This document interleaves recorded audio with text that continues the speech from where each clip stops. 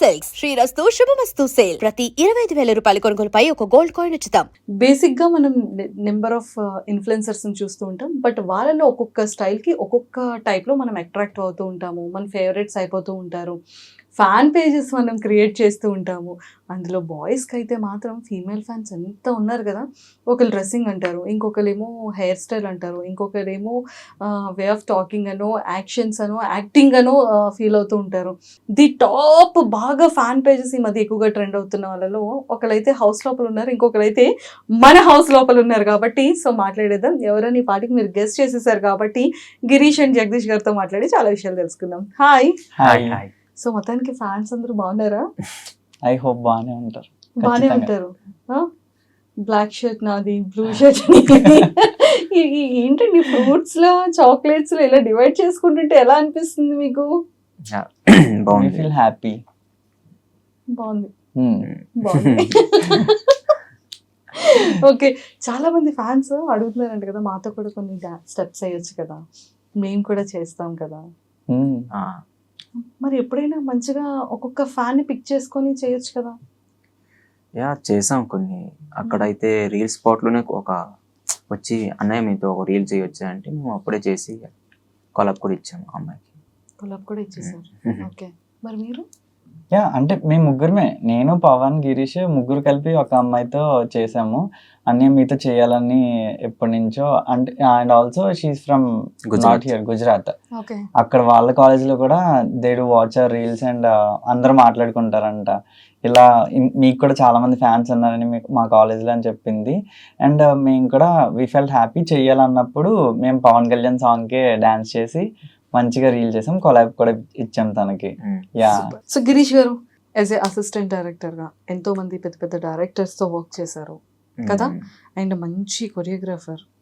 And recent గా పెద్దిలో song కి దుమ్ము లేపేశారు అసలు. రీల్. సో అంటే ఎలా, అంటే మన ప్రాపర్ ఎక్కడ, వాటర్ బాన్ ఎక్కడ, ఎడ్యుకేషన్ ఏంటి, ఎలా ఇండస్ట్రీకి వచ్చారు? నాదైతే శ్రీకాకుళం దగ్గర పలాస, శ్రీకాకుళం దగ్గర. అక్కడే స్టడీస్ మొత్తం అక్కడే కంప్లీట్ అయ్యింది. నాకు చిన్నప్పటి నుంచి ఇలా ఇంట్రెస్ట్, డ్యాన్స్ ఇంట్రెస్ట్ ఉంది, డైరెక్షన్ సైడ్ అలా ఇంట్రెస్ట్ ఉండే. చూసా కోవిడ్ తర్వాత ఒక జాబ్ పర్పస్ మీ దగ్గరకు వచ్చాను. వస్తూ ట్రై చేశా మూవీస్లో ఆడిషన్స్ ఇవ్వడం. చాలా ఒక 3 years స్ట్రగుల్స్ ఫేస్ చేస్తే ఒక మూవీ దగ్గర ఆపర్చునిటీ వచ్చింది అసిస్టెంట్ డైరెక్టర్గా. సో యాక్టింగ్ చేస్తే బ్రేక్ రావట్లేదు, చిన్న చిన్న క్యారెక్టర్స్ వస్తున్నాయి. వచ్చిన ఎడిటింగ్లో పోవడం, చిన్న రోల్, డైలాగ్స్ ఉన్నా నాకు అంత బ్రేక్ రాలేదు. ఇంకా కాదని అసిస్టెంట్ డైరెక్టర్ చేశాను అనిల్ రాపూర్ దగ్గర. అది ఒక కొంచెం బూస్ట్ వచ్చింది. ఆ మూవీ పెద్ద హిట్ అవ్వడం వల్ల ఒక పెద్ద మూవీలో, హిట్ అయిన మూవీలో వర్క్ చేశాను అని కొంచెం బూస్ట్ వచ్చింది. దాని మూవీ జాన్వరి రిలీజ్ అయ్యింది. ఫిబ్లో వీళ్ళు పరిచయం అవ్వడం, రీల్ చేయడం, అది వైరల్ అవ్వడం. ముగ్గురు మొదటి నుంచి ఫ్రెండ్స్ కాదు, ఉన్నాం హాయ్ అంటే హాయ్ అలా. కానీ ఎవరు ఫస్ట్ స్టార్ట్ చేద్దాం అన్నది ముగ్గురులో ఎవరు? ఈ అబ్బాయి లాస్ట్ ఇయర్, అంటే దీనికి ముందు మేము ఒక బ్యాచ్లో అనుకున్నాం, అది వర్కౌట్ అవ్వలేదు. చేసాం అదే ప్లేస్లో, డే టైంలో చేసాం, వర్కౌట్ అవ్వలేదు. తర్వాత మా ముగ్గురు కలిసి చేయగానే అది బ్లాస్ట్ లాగా అయింది కొంచెం. సో అనుకుంటా వీళ్ళిద్దరు రావడం వల్ల నా లైఫ్లో చేంజ్ అయితే వచ్చింది. So happy. సూపర్. జగదీష్ గారు ఐటీ ఎంప్లాయీ, క్విట్ చేసేసారు, ఇంట్రెస్ట్ మీద దీనికి వచ్చేసారు. ఇలా ఐటీ నుంచి క్విట్ అయ్యి వచ్చేసారు. సో మంచిగా ఇంకా ఇది బాగుందా? ఆపర్చునిటీస్ వచ్చాయా మీకు? వచ్చాయి. యాజ్ ఆఫ్ నో మూవీస్లో అయితే నేను ఇంకేం చేయలేదు. వస్తే మంచి మెయిన్ లీడ్గా ఏదన్నా మంచి రోల్ వస్తే క్యారెక్టరైజేషన్ ఉన్నది, దానికి నేను చేస్తా. సైడ్ చిన్న చిన్నవి అయితే నాకు అంత ఇంట్రెస్ట్ లేదు. ప్రెసెంట్ యూట్యూబ్ ఇవన్నీ చేస్తా. సో ముగ్గురులో పవన్ అగ్ని పరీక్షకి వెళ్ళారు, మరి మీరిద్దరు ఎందుకు వెళ్ళలేదు అగ్ని పరీక్షకి? లేదు, వాడు అప్లై చేయమని చెప్పాడు. వాడికి అడిగితే ఈయన వెళ్ళండి, నెక్స్ట్ ఇయర్ ట్రై చేస్తాను, మీరు ఫస్ట్ ట్రై చేయండి అని చెప్పాడు. కానీ వాడు అప్లై చేశాడని చెప్పలేదు. వీడు నాకు కాల్ చేసి చెప్పాడు, ఇలా నాకు ఒకళ్ళు చెప్పారా, అన్నపూర్ణ స్టూడియోలో ఉన్నాడు, బిగ్ బాస్ సంథింగ్ అవుతుంది అంటే. అవునా, ఓకే ఓకే గుడ్ గుడ్ అని చెప్పాలి కదరా మనకి. 2025 అయిపోయింది, 2026 అగ్ని పరీక్షకి పార్టిసిపేట్ చేయాలి. అగ్ని పరీక్ష 2 లేదు, వాడు కొంచెం స్ట్రాంగ్ కాబట్టి అవన్నీ ఫేస్ చేసి వెళ్ళాడు. మనం మ్యాక్సిమం కొంచెం సెలబ్రిటీ కింద వెళ్తే బెటర్ అనుకుంటున్నా. ఇంకా సెలబ్రిటీ కొంచెం ట్రై చేసిన వెళ్తే. సూపర్. కానీ ఏదైనా మంచిగా ఇన్ని వీక్స్ సస్టైన్ అవ్వడం చాలా కష్టం. ఆల్మోస్ట్ 83 days అవుతుంది ఈ రోజు. ఎక్స్పెక్ట్ చేయలేదు మేమైతే. అసలు నేను మా ఊరు చాలా కొంచెం సైలెంట్ అనమాట. టాపిక్ వచ్చినప్పుడు మాట్లాడతాడు. ఇలాంటి వాడు అక్కడ ఎలా ఎంటర్టైన్ చేస్తాడు, ఎలా చేస్తాడు అనుకో. ఓకే వీడి గేమ్స్ బాగా ఆడుతాడు కొంచెం ఓకే అనుకున్నా కానీ అంత స్ట్రాంగ్ అని నాకు తెలియదు. అండ్ పవన్ కళ్యాణ్ అండ్ పవన్ కూడా ఇద్దరు మంచి ఫ్రెండ్స్ బయట నుంచి, అగ్ని పరీక్ష టైం నుంచి. నేను పర్టికులర్ గా ప్రాక్టికల్ గా ఇలా వాళ్ళిద్దరు కూర్చొని ఇలా నేను ముగ్గురు కూర్చొని మాట్లాడిన సందర్భాలు కూడా ఉన్నాయి. పవన్ కళ్యాణ్ అండ్ పవన్ అండ్ మీ డెమోన్ పవన్ ముగ్గురం కూడా మాట్లాడుకున్నాం. రేపు హౌస్ లోకి వెళ్తున్నారు అనగా ముందు రోజు ఈవినింగ్. సో అలాంటిది ఇద్దరి మధ్య బాండింగ్ చాలా బాగుంది అనుకుంటే ఇన్ని డేస్ 82 days బాగానే వచ్చారు.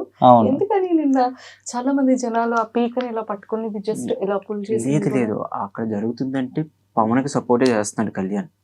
ఏం చెప్తున్నాడు పవన్ కళ్యాణ్ ఏం చెప్తున్నాడంటే గేమ్ పోయింది, గేమ్ పోతుంది అని మనోడు చాలా అగ్రెసివ్ గా అరుస్తున్నాడు. సో మనోడు అంటే వెళ్ళి ఆపుతున్నాడు, నడుం పట్టుకుని బ్యాక్ తోస్తున్నాడు. వద్దురా ఆగు అని తోస్తున్నాడు. మనోడు కంటిన్యూస్ గా మాట్లాడుతూనే ఉన్నాడు. సో ఇలాగా ఆపుతున్నాడు. ఏదో అప్పుడు బై మిస్టేక్ అలాగా పట్టేసుకున్నాడు.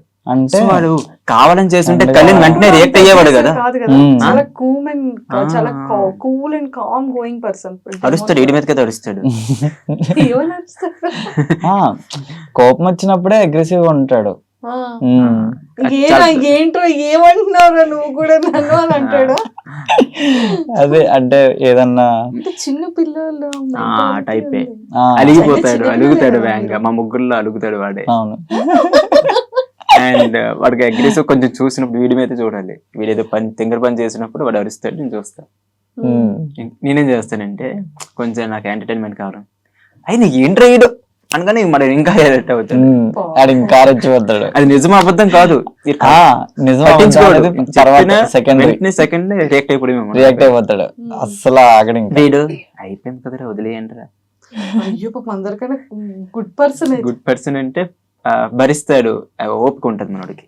పేషెన్స్ అంటే ఓన్లీ ఇక్కడైనా రియల్ లైఫ్ లో కూడా పేషెన్స్ ఎక్కువ. ఇంకా ఫ్లైట్ ఇంకా 10 minutes లో ఉన్నా సరే ఇక్కడ కూర్చొని ఏదో ఒకటి చేస్తాడు. వెళ్దాం, ఫ్రీగా వెళ్దాం, టెన్షన్ ఉండదు, ఏది ఉండదు. Basic tension. ఇంటర్వ్యూ ఉన్నా సరే ఏది ఉన్నా సరే కింద మేకప్ అయ్యి వస్తాడు. ఇప్పుడే మేకప్ లైక్ ఏమైనా సరే లైక్ అవుట్ఫిట్ చేంజ్ చేయడం గానీ వెంటనే. ముగ్గురులో ఎవరికి ఎక్కువ ఫాలోయింగ్ ఉంది? ఆబ్వియస్ ప్రెజెంట్ చూసుకుంటే మన డెమోన్ పవన్ కే ఉంటది. డెమోన్ పవన్ కి ఉందా? కానీ ఎందుకో నాకు అనిపిస్తుంది ముగ్గురికి ఈక్వల్ బేస్ ఉందేమో బయట అనిపిస్తుంది. అంటే మనోడు ఇంకొంచెం లోపలికి వెళ్ళాడు కాబట్టి. నిజంగానే రీతు వల్ల గేమ్ పాడవుతుందా డెమోన్ది? అందరు చెప్పారు స్టార్టింగ్ లో, నేను ఎక్కువ అనుకోలేదు. నాకు కొన్నిసార్లు వాళ్ళిద్దరు బాగుంది అనిపిస్తుంటది, కొన్నిసార్లు ఇరిటేట్ అనిపిస్తుంటది నాకైతే. సో స్టాండ్ తీసుకోవాల్సిన దగ్గర తీసుకోరా పవన్ అని అనిపిస్తుందా? అరే మాట్లాడరా, అరే గేమ్ ఎందుకురా, నీ కోసం ఆడకుండా తన కోసం ఆడుతున్నావు అన్న ఫీలింగ్ వస్తుంటదా అప్పుడప్పుడు? ఖచ్చితంగా అనిపిస్తుంటది. మొన్న నీల్ డౌన్ చేసి అందరూ సారీ చెప్పాడు కదా, అది చాలా మంది హార్ట్స్ ని టర్న్ చేసింది. అండ్ డిమోన్ మీద రెస్పెక్ట్ కూడా సొసైటీలో ఇంత ఒకేసారి పైకి. అది ఆ విషయంలో మీరు ఏమంటారు? ఆ టైంలో వీడియో చేద్దాం అనుకున్నాం ఇద్దరం, అయితే చేద్దాంరా అంటే కొందరు ఎలా తీసుకుంటారో తెలియదు. అయితే చాలా బాధ అనిపించింది.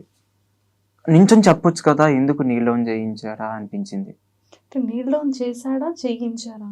మనోడు అదే అనుకున్నాడేమో, నాగార్జున గారు అలా చెప్పించారేమో అందరి ముందు, అందరికి సారీ చెప్పని చెప్పారు కదా. సో వాడు కొంచెం అప్పుడు నాగార్జున గారు లేదు నించొని చెప్పు అన్నా బాగుండేదేమో అనిపించింది నాకైతే. కానీ ఇలా చేయడం తర్వాత కొంచెం అనిపించింది. చాలా మంది అంటున్నారు ఆ లవ్ ట్రాక్ ఉండడం వల్ల ఇన్నాళ్ళు ఉన్నాడు పవన్ అంటున్నారు, నిజమేనా? 50-50 అంటే ఒక్కొక్క పర్స్పెక్టివ్ ఆలోచిస్తారు. ఆ ట్రాక్ వల్ల ఎంటర్టైన్మెంట్ వల్ల అట్లీస్ట్ లైక్ తీసేయండి వాళ్ళిద్దరిని తీసి చూడండి పోనీ.